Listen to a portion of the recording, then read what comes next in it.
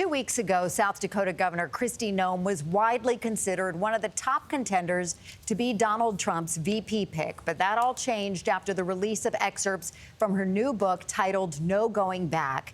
It includes lessons from her time as a governor and a congresswoman, but also stories that have drawn criticism. One about her killing a hunting dog and another about meeting North Korea's dictator.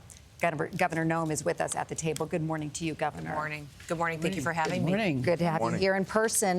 Let's talk first, but we don't want to talk about a lot of the topics that you address in the book. But the book is called No Going Back, but it sounds like the publisher, Center Street, is going back on a couple of the details in the book. Oh, I don't believe so. Specifically, when you write in the book, I remember when I met with North Korean dictator Kim Jong-un, I'm sure he underestimated me. That, as I understand, is now being removed from the book at your request. Yes, when I became aware of that, we changed the content, and the future editions will be adjusted. And, I appreciate that. I've met with many, many world leaders. I've traveled around the world. I should not have put that anecdote in the book. And at my request, they have removed it. That specific meeting didn't happen? I'm saying that I'm not talking about that meeting. I'm not talking about my meetings with world leaders. But you there's do some talk that are about in the meetings book. with world leaders. There's some that are in the book, and then there's some that's not in the book. Many of them, actually. Why are there two specific mentions of meeting Kim Jong-un and talking about him, and a specific memory? I'm sure he underestimated me, having no clue about my experience staring down little tyrants. Did you tell your ghostwriter to write that? I've specifically have worked on policy for over 30 years. And over that time, I have traveled around the world, and I have met with leaders around the world. And that anecdote, I've asked them to change the content, and it will be removed. It's a simple question. Did you or did you not meet with Kim Jong-un? That's the answer that I have for you, is that it will be adjusted, and as soon as I became aware of it, that content was removed. What about this purported call between former UN Ambassador Nikki Haley and you? Her team is saying a phone call was made, but back during 2020, during the pandemic, to offer support to you and the state of South Dakota. However, you describe it as a threatening phone call. What can you tell us about that? Well, I think that certainly her retelling of the story makes sense, because that's kind of what Nikki Haley does. She says whatever works for her at that moment in time. So we had conversations in 2020, we had conversations in 2021. So that story is absolutely true. I did feel threatened after that phone call very much. It was clear she was the lone wolf and that there wasn't room for another Republican woman in politics. But, Governor, I am curious, though, about why you felt threatened. Only because she says, I'm calling from one governor to another. I just want to offer my mentorship, she says, that you said she said. I offer my mentorship. I've heard great things about you. And if I hear something bad about you, I'll let you know. I read that, and I didn't think of it as a threat. I actually thought she was reaching out to you. What about it was threatening to you? Well, words matter. And twice she repeated to me with long pauses that when she heard bad things, that she would make sure that I knew. And she said that, let me be clear, I will make sure that you know when I hear bad things. And there was never another phone call. But why is that a bad thing? Because I had a friend who was somebody who said, I want to mentor you, and if I hear bad things about you, I'll let you know. I would be appreciative of that. And they'd be friendly. Yeah. And they'd probably call you again, check on you. So the tone mattered to you? If you remember during that time, I was during COVID. Yes. I was the only state in the entire country that stayed open and widely criticized by Republicans and Democrats. I didn't have a friend. There was not people that were calling me and saying, Kristi, you're right. You're making the right decisions for your people. You're following the Constitution. And typically, when I mentor people and I want to be friendly, I check on them. I call them. There was never once an outreach, and we were in many meetings after that where she was not friendly, I was not kind, and her words were not kind. So you two disagree on the characterization. Well, and I think that's pretty typical of Nikki Haley, though, is that she's the person who said, I'm never going to run against Donald Trump, and then runs against Donald Trump and says one thing and then does another. It's pretty consistent. It's kind of called politics, Governor. It is. Well, that's what you guys do. It doesn't have do. to be. Yeah. And that's why I wrote this book. All right. I wrote this book because politics doesn't have to be that way. Yes. Politics can be just normal human beings who want to serve each other. You say, forget about fixing politics, step into the chaos and move the nation forward. It is chaos. Which is what you want to do. It's very chaotic. I think people are scared to run for office in this day and age. I think they're scared to even support people publicly because of the chaos of it, and the desire to really serve can lead to people coming after you and your family and your business and your finances, and then that tends to lead to chaos. So I think that concerns a lot of people in America. This is a how-to guide for the average citizen, for an American,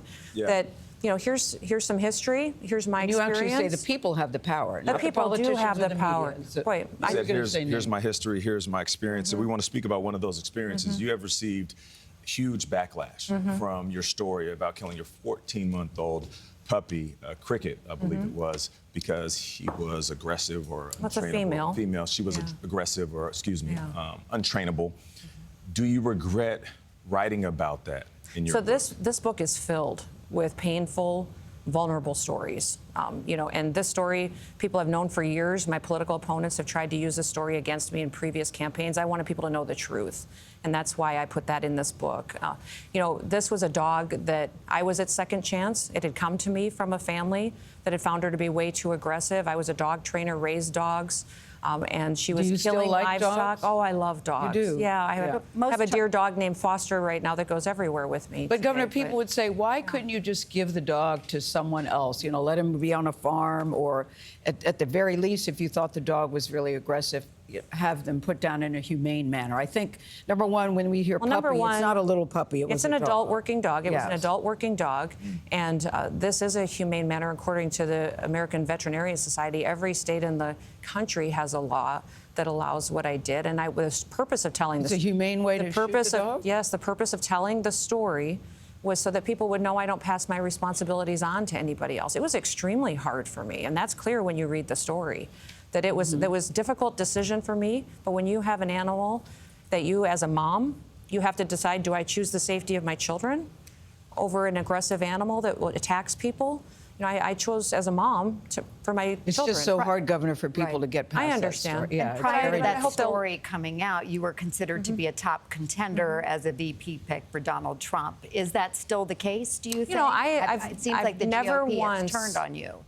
I think that the media has turned on me, and I understand that. I think that that's the part of being honest and being genuine. I think the American people want somebody who's real and doesn't pretend to be something that they're not. I've never once said that I'm perfect. I've never said that I've made every decision perfect, but I'm honest about it. And the reason I told this story is because most politicians, they run from the truth, and they hide from making tough decisions. You were not running from the truth. You were doubling down. You know, the book is filled with a lot of anecdotes about your life, about your family and your children. Right. You're raised in a ranching family where there was no distinction between boy chores and girl chores. Right. And so how do you want history to remember you? I know your career is still in process. Right. But you talk about history. How do you want to be remembered? I want history to remember me as someone who tried, who got up every single day and recognized that my purpose for being created was to serve people, and to do good things for them and to help them.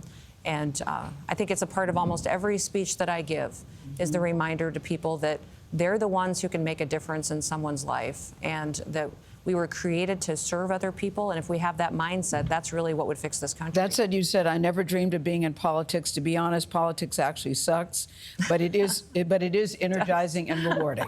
It is, because every day I get stories of people whose lives we helped. The veteran, we helped them get their health care needs met. You know, the individual who, you know, maybe had a tree branch fall on their house, and when we were able to bring, you know, a couple of people from my office over to help them get it off. And that we were maybe able to relieve somebody of a financial burden that was really dealing with something they were struggling with their family. I think that is, and get people trained to fill a job that they've always wanted. You know, that's the one thing about being governors. Governors are CEOs. We get the chance to wake up every day and make a decision that helps people. And that's the mindset that we need to have if we really want to have the right leaders in places that we need them today. Well, you have a sign at the governor's residence that says, underestimate me, it will be fun. Yeah. Well, I've spent my whole life getting underestimated. Governor Noem, thank you. We appreciate you. No Going Back goes on sale tomorrow.